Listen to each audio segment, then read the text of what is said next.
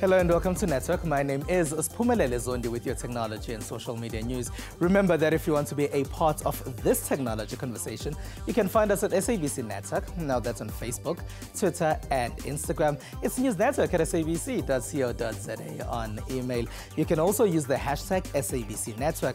Here's what's coming up in the program. We are spending more time looking at video content on social media.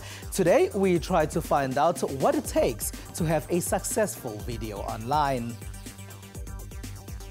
We went to the Amazon Web Services Summit in Cape Town. And our discussion is on blockchain. Glass Kabini, who is an applied cryptographer and software engineer, is in studio for that one. Hello, and thank you very much for joining us, class.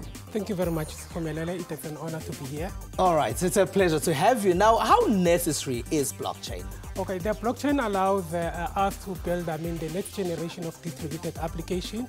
And it also allows us to eliminate, to have to trust a centralized authority like a bank. So, meaning that the people can actually make peer-to-peer transactions, without the need for a centralized authority. All right. Hopefully, you can simplify that for us later in the program. But first, let's start with your social media and technology news.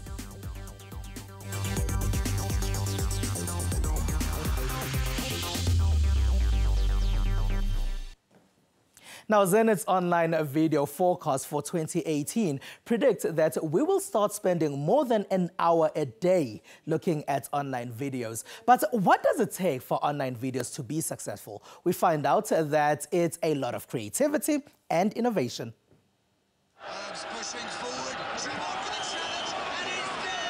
On the official KFC South Africa YouTube page, this video has been shared over 2 million times. Just looking for the red card here. It then gets shared by others on their pages. It is further shared by many other websites, by users of social media networks like Facebook, WhatsApp and others. The South African video of a diving footballer who then rolls all the way to the fast food chicken restaurant is undoubtedly an international hit. We wanted Africa to see the ad, and we had the entire world seeing the ad. The amount of interaction has been phenomenal. Our latest number in terms of impressions is 3 billion impressions. That's almost half the planet that's had an opportunity to see the ad. So I don't think I could have asked for more. When reading comments below the video, it's clear that many think the inspiration was Neymar's diving antics at the World Cup. But KFC says while the Brazilian footballer's dives helped boost its success worldwide, it was filmed just before the World Cup. One of the creatives was watching a football game, and as you may know, simulation or diving in America is called flopping. It happens a lot. We picked this up and we said, hey, here's this thing that we can talk about and something we can own. And I think that's how the idea came about. We saw it, we were like, hey, this guy is making a meal of it. And we said, that's the thing. That's how we're going to make our ad. Madiba teaches us that some principles really are universal. And then there's this SABC video of the Mandela lecture by former American President Barack Obama. It has been viewed over 13 million times on YouTube alone and more audiences on Facebook Live. We had to test a lot of technology. We've never done that before, and definitely not on this scale. We had excellent support from YouTube Africa, but also the SABC's technology department, the outside broadcast unit in particular, they've gone out of their way. We worked for days to make sure this thing works, from where the cameras should be positioned to make sure we have a good shot, through to getting, because you just can't get that kind of internet connection in a hugely populated stadium like that, so we had to put in microwave links and so on. The SABC found a further online success with new technology on YouTube. This 360 degrees live view of the stadium during that speech has also been hugely popular. Online users could and still can rotate the stadium in 360 view to look at whichever parts of the stadium they would like to look at as speeches are given. They can even zoom in on parts they want to concentrate on. It takes the power into the hands of the viewer, the consumer. You're no longer dependent on the director to show you what the director wants you to see. You can now turn around, you can see whatever you want. So while there's much more close-up shots and so on in the professional TV production, it's really nice to look around. And interestingly, we have 3 times the engagement time. So if you compare a view on the linear live stream as opposed to the 360-degree live stream, people spend 3 times more time on the 360 degree. Online success with a video is something that doesn't just happen. Involve people, make people feel like they're part of the action, and also that's an easy way of getting people to share it. And also it needs to, if it connects to something that's newsworthy. Zenith's online video forecast for 2018 suggests that the average time spent watching online video is growing. They predict that it will be 67 minutes a day compared to 56 minutes last year. There will be further growth in future as it's expected to be at 84 minutes in 2020. Cloud services, the inclusion of women and other topics in tech spaces were tackled at the Amazon Web Services Summit in Cape Town recently. Students also had a chance to mingle with industry.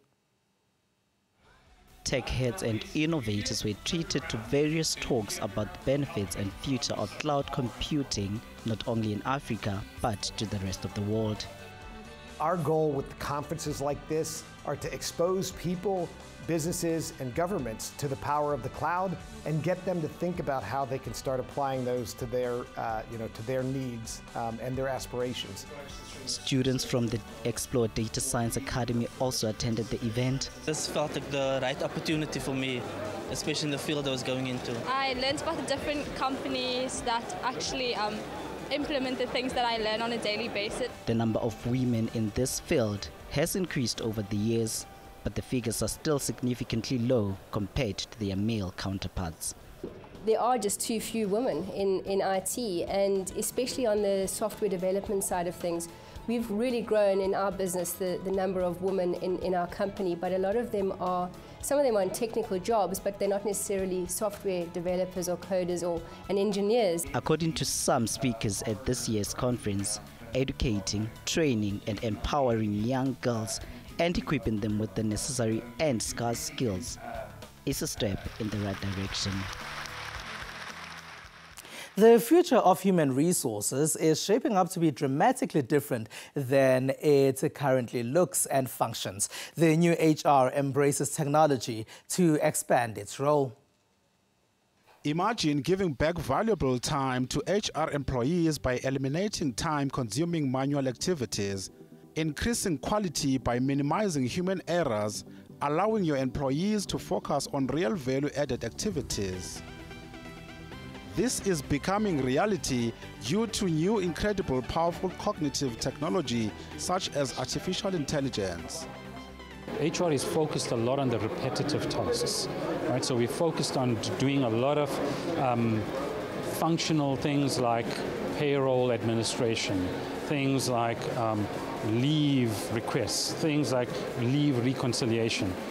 HR should be focused on driving strategic initiatives inside of the organization. How do I put a learning plan together inside of my organization that's preparing my team or my employees for the future of work? The future of HR is no longer an admin function that what we see happening in organizations today. The challenges facing each business vary, but to a great extent, the ability to meet those challenges comes down to one key factor: talent. We're seeing more and more that there's technology available that allows us to very quickly find the people we need and figure out whether it's a psychometric profile or their skills profile that's suitable for an organization. And by tapping into these easily available technologies, it allows us to fast-track screening of candidates as well as the placement of those candidates in organizations. Talent managers, talent acquisition specialists use social media extensively to research candidates. So if you have a Facebook profile You need to be careful what you're posting on that profile. You need to be sensitive as to what is in the public domain, because that could be utilized to actually pre-screen candidates for potential positions. As machines are increasingly capable of taking on tasks we thought were human, people will need to learn new skills to take on different tasks. Technology experts here say, as in previous economic revolutions, the technology age will give rise to countless new jobs. Some people say the robots are going to take away our jobs and we'll have nothing left. I think that the robots are going to force us into areas of our job that are the most human part of our jobs. While the future of work is uncertain, experts say embracing innovative technology like robots, people will see great progress that will grow the economy. I suppose the trick is to upskill ourselves. It is SABC Network on Facebook, Twitter and Instagram. News Network at sabc.co.za on email. After the break, we chat to Klaas Kabini from Geek Culture about blockchain. Stay with us.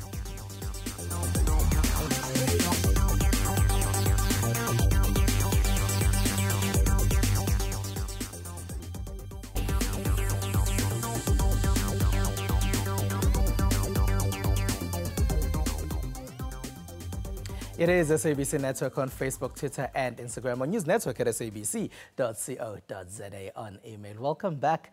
Now, Google's parent company, Alphabet, will be connecting Kenyans to the internet using balloons. This is the company's first ever deal with an African country. Large parts of the world are still unconnected. A subsidiary of Google parent Alphabet has struck its first deal in Africa in an agreement to beam the internet to rural and suburban communities in Kenya. And how will it do that? With balloons. Really big balloons. Loon uses solar-powered balloons to provide fourth generation, or 4G, coverage to areas with lower population densities. They float 60,000 feet above sea level, well above air traffic, wildlife and weather events. The technology was developed by Alphabet's X Innovation Lab and used last year to provide connectivity to more than 250,000 people in Puerto Rico following Hurricane Maria. Reuters' Duncan Mariri is following the story. The significance of today's announcement is that Alphabet, the parent company of Google, has just turned Loon into an independent business within the organization. Prior to that, it was just a project known as Project Loon within the company's innovation lab, the Alphabet X. Now, today's announcement shows that this new subsidiary, Loon, has come of age and it's able to do deals with mobile operators around the world. It's also the first time that Loon is announcing a commercial partnership with a mobile operator here in Africa.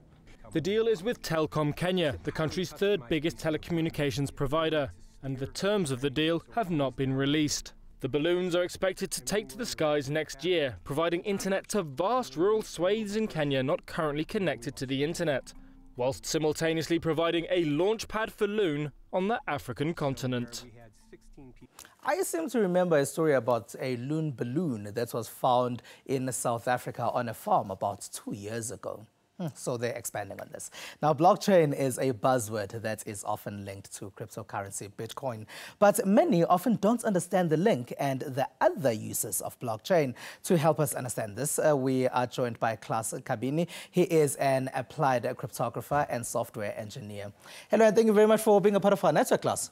Thank you very much, Spomelele. What is a cryptographer?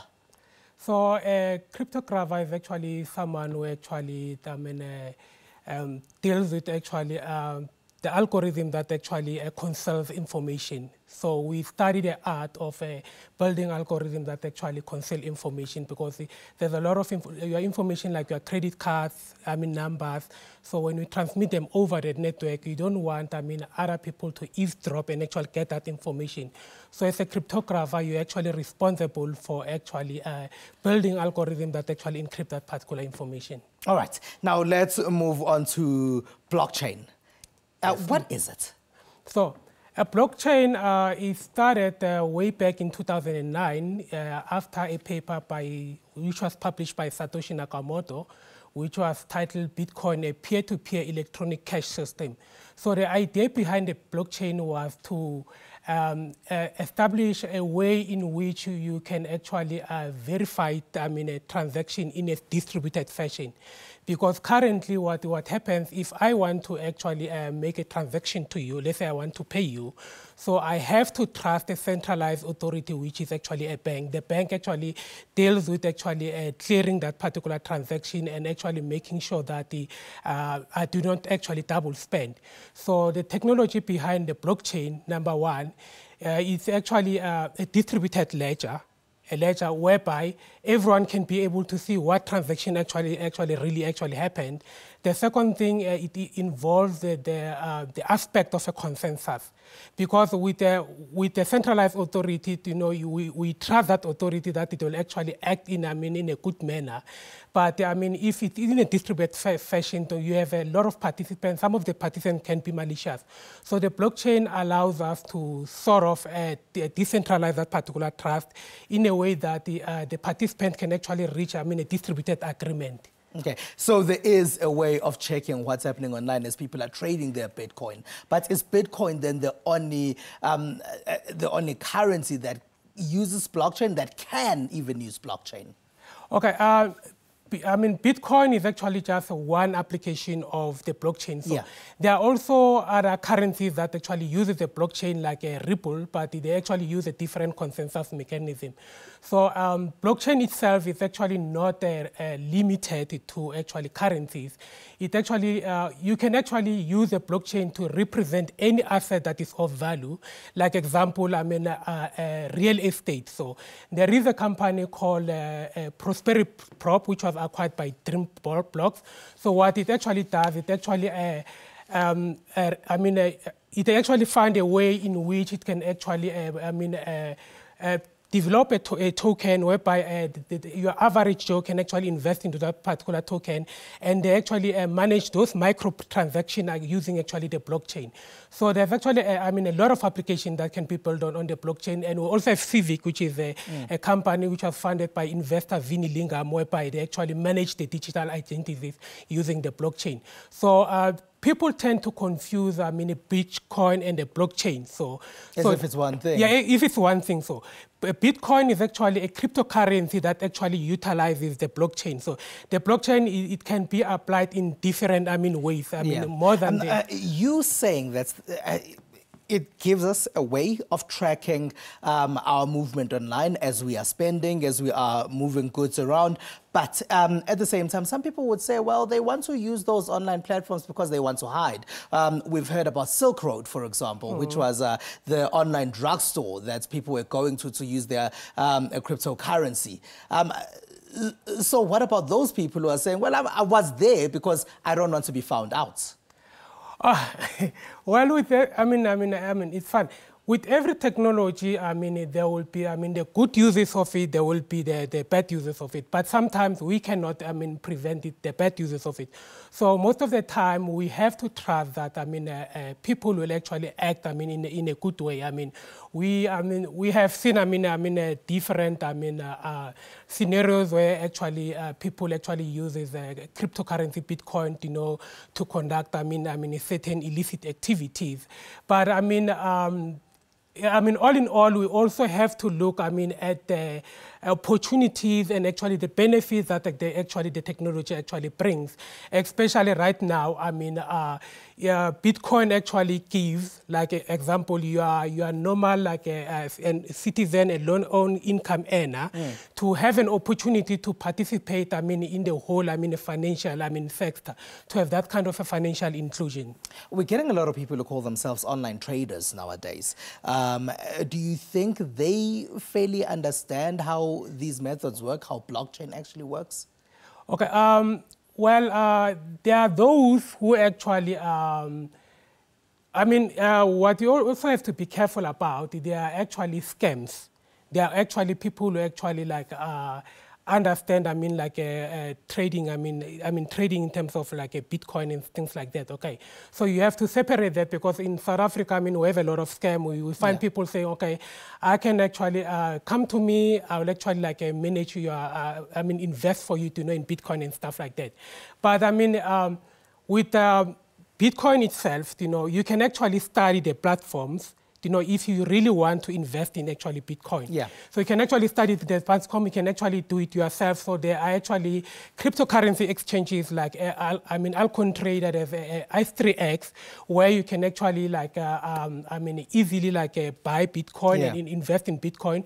You don't need anyone to manage that for you. Klaas Kabini, we have to wrap. Where do we go if we want to find out more about this?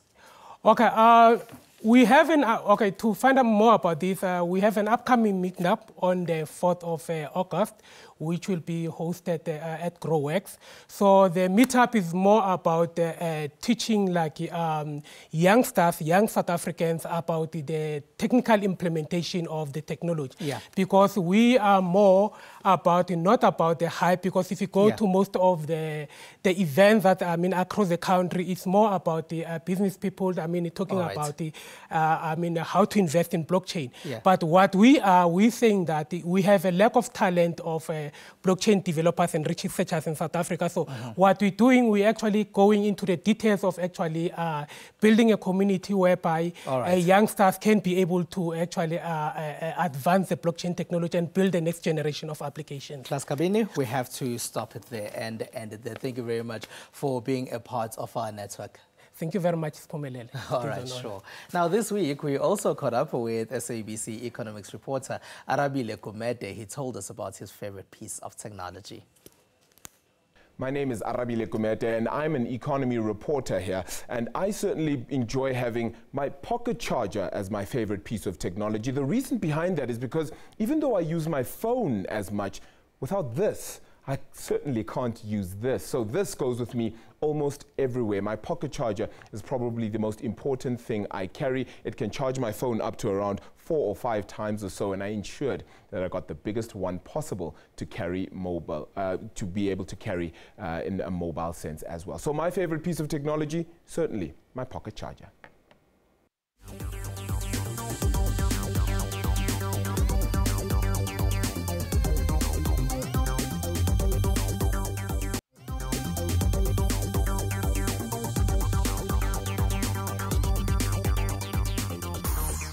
The conversation continues on social media. That's SABC Network on Facebook, Twitter, and Instagram. Now, New York has launched its first ever driverless bus, and young engineers make car parts using recycled plastic. These are some of the stories that made tech headlines in the rest of the world.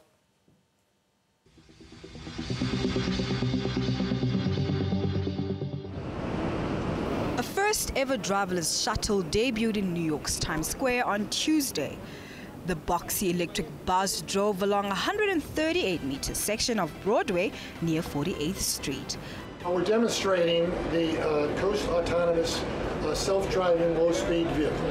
It's a shuttle that's designed to go in airports or in business parks or in college campuses or in downtown urban centers, theme parks, anywhere that a 20 mile an hour or less vehicle would work for both pedestrians and for goods.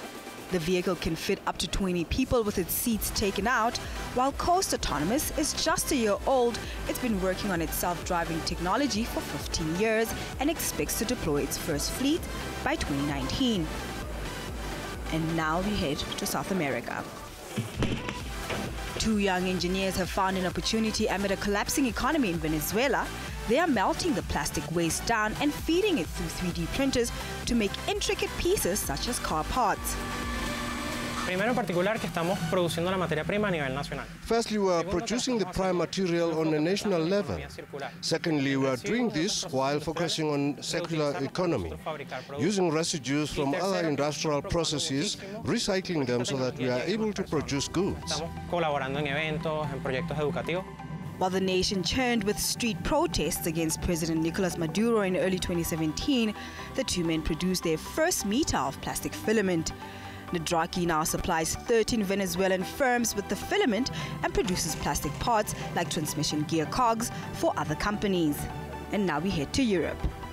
The EU hits Google with a record-breaking $5 billion antitrust fine.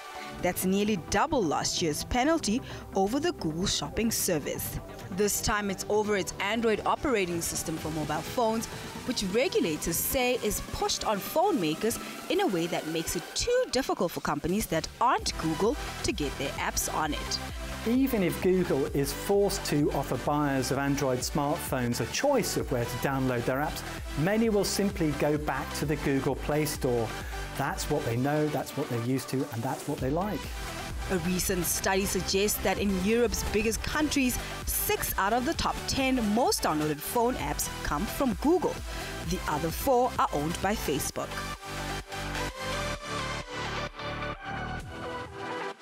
Right, earlier in the program, we told you how Google's parent company, Alphabet, plans to deploy high-speed 4G Loon balloons in Kenya next year. Now, we're asking you on Twitter whether you know anything about Google's Loon balloons project. Now, only 11% of respondents say yes, they know about this project. The majority of people who responded say no, they don't know anything about it. That number is at 70%. 8% of you say you don't know enough about it. So maybe we did help you with that knowledge earlier in the program. 11% say they don't have to know anything about it. And here I was thinking all education is good education. And that's all we have for you. Find us on SABC Network on Facebook, Twitter, and Instagram. News Network at sabc.co.za on email. We leave you with visuals of a driverless shuttle cruising in New York's city Times Square. From me and the rest of the network team, have a good one. Bye-bye.